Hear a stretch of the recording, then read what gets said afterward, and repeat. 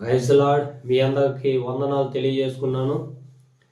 అందరూ ఎలా ఉన్నారు, బాగున్నారని నేను నమ్ముచున్నాను. ఈ 3 దినాలు కొంచెం మీకు దేవుని వాక్యాన్ని అందించలేకపోయాను.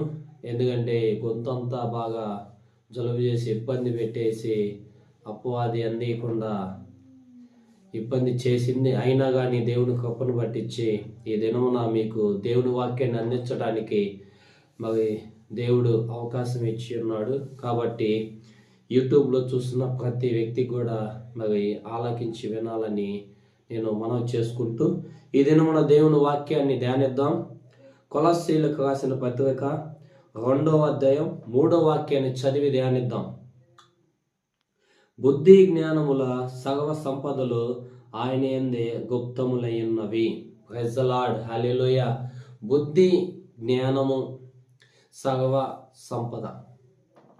1 బుద్ధి, 2 జ్ఞానము, 3 సంపద.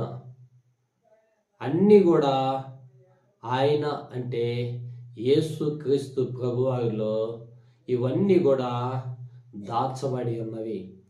అయితే సొలొమోనుకి బుద్ధి జ్ఞానం ఎలా వచ్చిందంటే దేవుని వాక్యాన్ని చదువుతున్నాడు, రోజు ప్రార్థన చేస్తున్నాడు, ఆయన వేడుకున్నాడు, అయ్యా మరి నేను ఇంతమందిని పరిపాలించాలంటే నా వల్ల కాదు, నేను రాజుగా నేను ఉండలేను అని అన్నప్పుడు దేవుడు జ్ఞానం ఇచ్చాడు. సొలొమోనుకు మించిన జ్ఞానం ఎవరికి లేదు ఈ భూమి మీద. ఆమేన్, హల్లెలూయా. అంత జ్ఞానాన్ని ఇచ్చాడు. అయితే ఇవన్నీ దాచబడి ఉన్నాయి. ఇవన్నీ కూడా మనం సంపాదించుకోవాలి అంటే మొట్టమొదటగా మనం క్రీస్తులో ఉండాల. అంటే ఇవన్నీ బుద్ధి జ్ఞానములన్నీ కూడా క్రీస్తులో గుప్తములై ఉన్నవి, ఆయన దగ్గరే ఉన్నది. ఆయన అనుమతిస్తేనే మనం పొందుకుంటాం.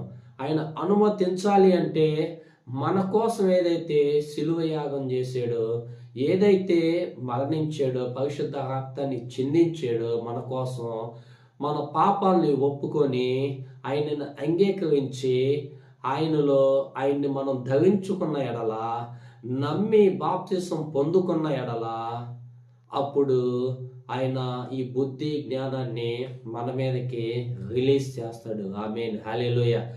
అంతేకాదు ప్రతి దినము కూడా మనం దేవుని వాక్యాన్ని చదువుకోవాలి, ప్రార్థన చేయాలి. నీ గదిలోనికి వెళ్ళి నువ్వు ప్రార్థన చేయాలి, తండ్రితో సంభాషించు. అంటే మనం ప్రార్థన చేయాలి, వాక్యాన్ని చదవాలి. అప్పుడే జ్ఞానము బుద్ధి అనేది వస్తుంది. సామెతల గ్రంథం, కీర్తనల గ్రంథం చదువుకుంటే వేకువజామునే మనకి కొంత జ్ఞానం అనేది వస్తుంది. కాబట్టి దేవుడి మాటను దీవించి ఆశీర్వదించు.